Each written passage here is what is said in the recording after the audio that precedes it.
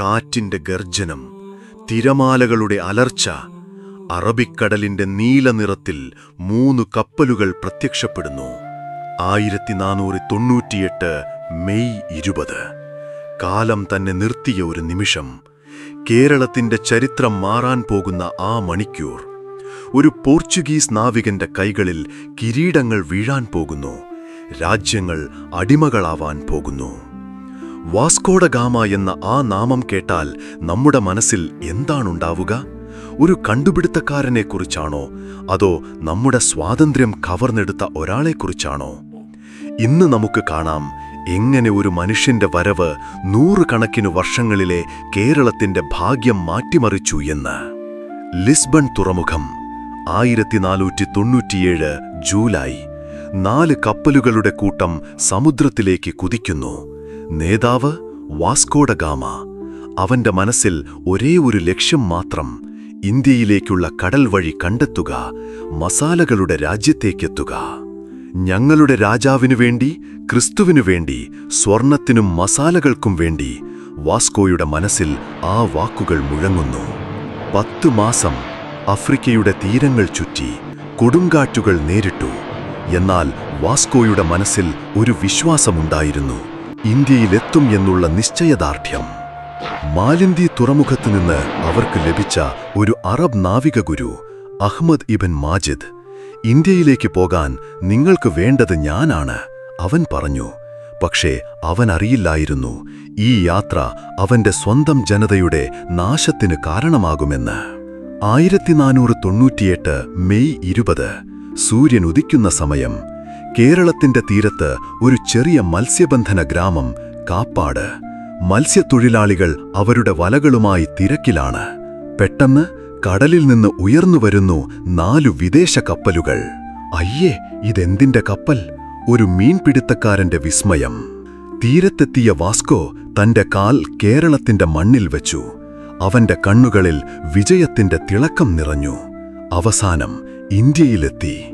അവന്റെ ഹൃദയത്തിൽ അഭിമാനവും അത്യാഗ്രഹവും നിറഞ്ഞു. കാപ്പാടിൽ അവനൊരു കുരിശുവെച്ചു, പോർച്ചുഗലിന്റെ അടയാളമായി. ഈ ഭൂമി ഇന്നുമുതൽ പോർച്ചുഗലിന്റേതാണ്, അവൻ മനസ്സിൽ പറഞ്ഞു. പ്രദേശവാസികൾ കൗതുകത്തോടെ നോക്കിനിന്നു.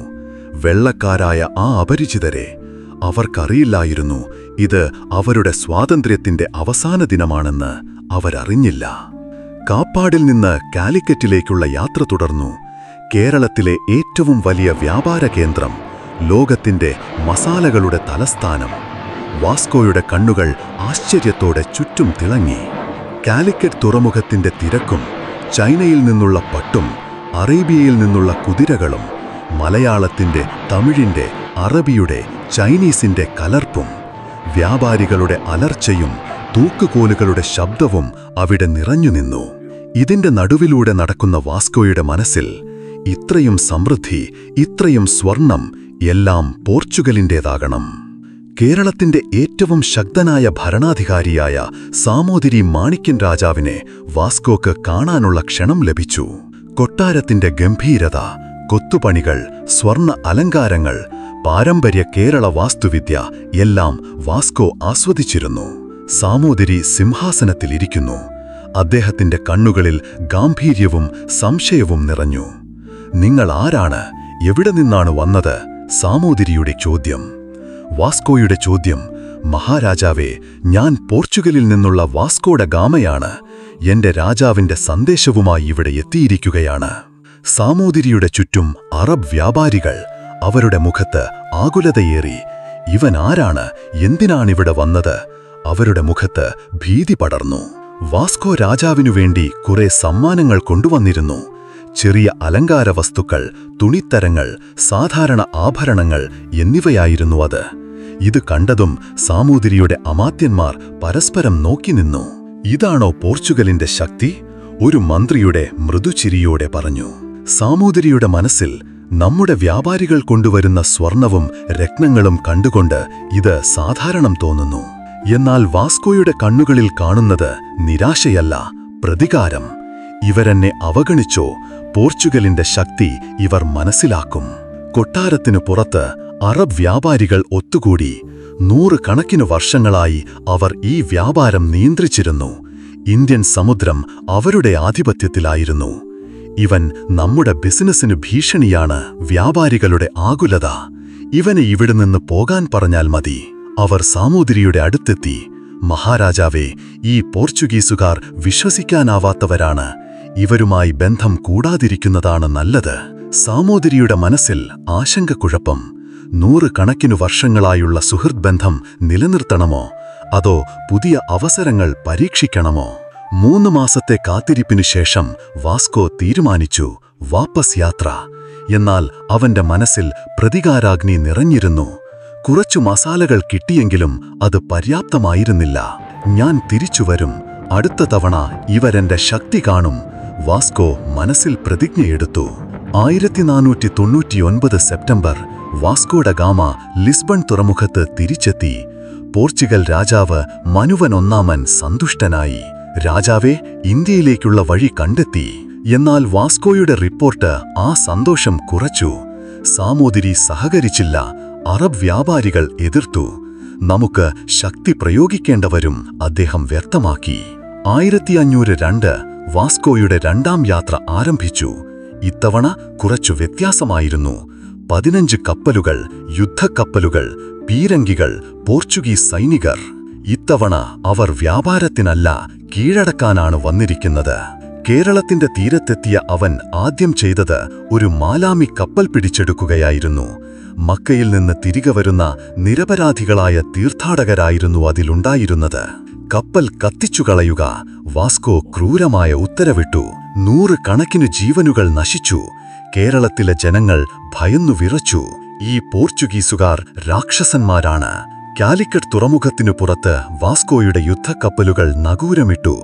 സാമൂതിരിക്ക് അവസാന അവസരം. എല്ലാ അറബ് വ്യാപാരികളെയും പുറത്താക്കണം, അല്ലെങ്കിൽ യുദ്ധം. സാമൂതിരി പറഞ്ഞു, എന്റെ ജനതയെ ഞാൻ കൈവിടില്ല. 100 കണക്കിനു വർഷങ്ങളായി ഇവിടെ വ്യാപാരം നടത്തുന്ന അറബ് സുഹൃത്തുക്കളെ ഞാൻ ഉപേക്ഷിക്കില്ല. യുദ്ധം ആരംഭിച്ചു. പോർച്ചുഗീസ് പീരങ്കികൾ കാലിക്കറ്റ് തുറമുഖത്തെ ലക്ഷ്യമാക്കി കുതിച്ചെത്തി. കപ്പലുകൾ കത്തിയമർന്നു. വ്യാപാര കേന്ദ്രങ്ങൾ നശിച്ചു. സാമൂതിരിയുടെ നാവികസേന ചെറുത്തുനിന്നു. പക്ഷേ പോർച്ചുഗീസുകാരുടെ ആധുനിക ആയുധങ്ങൾക്ക് മുന്നിൽ അപ്രാപ്യമായി. കാലിക്കറ്റിൽ വിജയിക്കാനാകാതെ വന്നപ്പോൾ വാസ്കോ ശ്രദ്ധിച്ചത് കൊച്ചി രാജാവിനെയായിരുന്നു. വേണാട്ടിലെ രാമവർമ്മ രാജാവ് സാമൂതിരിയുടെ ഒറ്റ ശത്രു. മഹാരാജാവേ, നിങ്ങളുടെ ശത്രു സാമൂതിരിയാണ്. എന്റെ ശത്രുവും അവനാണ്. നമുക്ക് ഒരുമിച്ച് പോരാടാം. വാസ്കോയുടെ നയതന്ത്രം. കൊച്ചി രാജാവിന്റെ കണ്ണുകളിൽ അത്യാഗ്രഹം. സാമൂതിരിയെ തോൽപ്പിക്കാനുള്ള സ്വപ്നം. ശരി, സഖ്യം ഉറപ്പാക്കാം. ആ ഒരു കരാർ കേരളത്തിന്റെ ഭാഗധേയം മാറ്റിമറിച്ചു. കേരളത്തിലെ രാജാക്കന്മാർ പിരിഞ്ഞുപോയി. പോർച്ചുഗീസുകാർ ആ വിഭജനം മുതലാക്കി. ക്രമേണ പോർച്ചുഗലിന്റെ നിയന്ത്രണം വർദ്ധിച്ചു. കൊച്ചിൻ, കോവലം, മറ്റു തുറമുഖങ്ങൾ, പോർച്ചുഗീസ് കോട്ടകൾ ഉയർന്നു. സൈനിക കേന്ദ്രങ്ങൾ സ്ഥാപിതമായി. അറബ് വ്യാപാരികൾ ഒന്നൊന്നായി പോയി. 100 കണക്കിനു വർഷങ്ങളുടെ സുഹൃത്ത് ബന്ധം അവസാനിച്ചു. കേരളത്തിന്റെ സ്വതന്ത്ര വ്യാപാരം നഷ്ടമായി. കാലിക്കറ്റിന്റെ പ്രാധാന്യം കുറഞ്ഞു. ഒരു കാലത്ത് പൂർവദേശത്തിന്റെ വ്യാപാര തലസ്ഥാനമെന്ന് വിളിക്കപ്പെട്ട ആ നഗരം ക്രമേണ അധോപതിച്ചു. പോർച്ചുഗീസുകാർ മാത്രമല്ല, അതിനു പുറമെ ഡച്ചുകാർ വന്നു, ബ്രിട്ടീഷുകാർ വന്നു, ഫ്രഞ്ചുകാർ വന്നു. വാസ്കോ ഡ ഗാമയുടെ വരവ് ഇവർക്കെല്ലാമുള്ള വാതിൽ തുറന്നുകൊടുത്തു. മലബാർ തീരത്ത് യൂറോപ്യൻ വ്യാപാര കമ്പനികളുടെ പോരാട്ടം അതിശക്തമായി. കേരളത്തിലെ രാജാക്കന്മാർ വിവിധ യൂറോപ്യൻ ശക്തികളുടെ പാവകളായി. പ്രാദേശിക കലകൾ, കരകൗശലങ്ങൾ, സംസ്കാരം എല്ലാം യൂറോപ്യൻ സ്വാധീനത്തിൽ മാറിത്തുടങ്ങി. ക്രിസ്തീയ മിഷണറിമാരെത്തി. പാരമ്പര്യ വിശ്വാസങ്ങളെല്ലാം വെല്ലുവിളിക്കപ്പെട്ടു. എന്നാൽ സാമൂതിരി കീഴടങ്ങിയില്ല. 1509 ഒരു വലിയ നാവിക സഖ്യം രൂപീകരിച്ചു. ഈജിപ്റ്റ്, തുർക്കി, ഗുജറാത്ത് എല്ലാം മുസ്ലിം ശക്തികളും ഒന്നിച്ചു. പോർച്ചുഗീസ് ആധിപത്യത്തിനെതിരെ ദ്വീപ് യുദ്ധം, കണ്ണനൂർ യുദ്ധം, കാലിക്കറ്റ് ഉപരോധം. പക്ഷേ അൽഫോൺസോ ഡി അൽബുക്കർക്ക് എന്ന പോർച്ചുഗീസ് കമാൻഡർ വളരെ ക്രൂരനായിരുന്നു വാസ്കോയേക്കാൾ. ഇന്ത്യൻ സമുദ്രത്തിന്റെ താക്കോൽ പോർച്ചുഗലിന്റെ കയ്യിലായിരിക്കണം അൽബുക്കർക്കിന്റെ സങ്കല്പം. വർഷങ്ങൾ കഴിഞ്ഞു. 1524 വാസ്കോ ഡ ഗാമയുടെ 3ാം യാത്ര. ഇത്തവണ പോർച്ചുഗീസ് ഇന്ത്യയുടെ വൈസ്രോയായി. എന്നാൽ കേരളത്തിലെത്തിയ കുറച്ചു മാസങ്ങൾക്കുള്ളിൽ അവൻ മരിച്ചു. കൊച്ചിയിൽ വെച്ച് പനിബാധ പിടിച്ചുവായിരുന്നു. 26 വർഷത്തെ സാമ്രാജ്യ സ്വപ്നങ്ങളുടെയെല്ലാം അവസാനം. എന്നാൽ അവൻ വിതച്ച വിത്ത് വളർന്നുകൊണ്ടിരുന്നു. പോർച്ചുഗലിന് ശേഷം ഡച്ചിന് ശേഷം ബ്രിട്ടീഷ്. കേരളം ക്രമേണ ഒരു കോളനിയായി മാറി. കേരളത്തിലെ കർഷകർ, മത്സ്യത്തൊഴിലാളികൾ, കരകൗശല തൊഴിലാളികൾ എല്ലാവരുടെയും ജീവിതം മാറി. സ്വതന്ത്രമായി വ്യാപാരം നടത്താൻ കഴിയാതായി. യൂറോപ്യൻ കമ്പനികളുടെ നിയമങ്ങൾക്ക് വിധേയരായി. മസാലകൾ, തേങ്ങ, കരിമരുന്ന് എല്ലാം യൂറോപ്പിലേക്ക് കയറ്റുമതി ചെയ്യപ്പെട്ടു. സ്വദേശത്തിന്റെ സമൃദ്ധി വിദേശത്തേക്ക് ഒഴുകിപ്പോയി. പരമ്പരാഗത വിദ്യാഭ്യാസ സമ്പ്രദായങ്ങൾ തകർന്നു. ഗുരുകുല പാരമ്പര്യം അവസാനിച്ചു. യൂറോപ്യൻ ശിക്ഷാ സമ്പ്രദായം വന്നു. എന്നാൽ കേരളം പൂർണ്ണമായും കീഴടങ്ങിയില്ല. പഴശ്ശിരാജാവിന്റെ പ്രതിരോധം, കുട്ടിക്കൃഷ്ണൻ മേനോന്റെ നേതൃത്വം, വേലുതമ്പി ദളവയുടെ കലാപം എല്ലാം അതിനെ ചെറുത്തുനിന്നു. തൊടുപുഴ യുദ്ധം, കുറിച്യ യുദ്ധം പലപ്പോഴും പരാജയപ്പെട്ടെങ്കിലും പ്രതിരോധത്തിന്റെ തീജ്വാല കെടാതെ കത്തിക്കൊണ്ടിരുന്നു.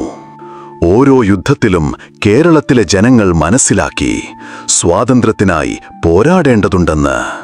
നൂറുകണക്കിനു വർഷങ്ങൾ കഴിഞ്ഞ് 1947 ഇന്ത്യ സ്വതന്ത്രമായി. കേരളവും സ്വാതന്ത്ര്യം നേടി. 1956 ഭാഷാടിസ്ഥാനത്തിൽ കേരളം രൂപീകരിച്ചു. എന്നാൽ വാസ്കോഡഗാമയുടെ വരവിന്റെ പ്രതിധ്വനി ഇന്നും കേൾക്കാം. കൊളോണിയൽ ഭരണത്തിന്റെ ബാക്കിപത്രങ്ങൾ, സാമ്പത്തിക ആശ്രിതത്വം, സാംസ്കാരിക അന്യീകരണം. പക്ഷേ കേരളം അതിജീവിച്ചു. വിദ്യാഭ്യാസത്തിൽ, ആരോഗ്യത്തിൽ, സാമൂഹിക പുരോഗതിയിൽ മുന്നിലെത്തി. ഇന്ന് കാപ്പാടിലൊരു സ്മാരകമുണ്ട്. വാസ്കോഡഗാമ ഇവിടെ കാലുവെച്ചു എന്ന് അതിൽ എഴുതിയിട്ടുണ്ട്. പക്ഷേ ആ സ്മാരകം നമ്മോട് എന്തു പറയുന്നു?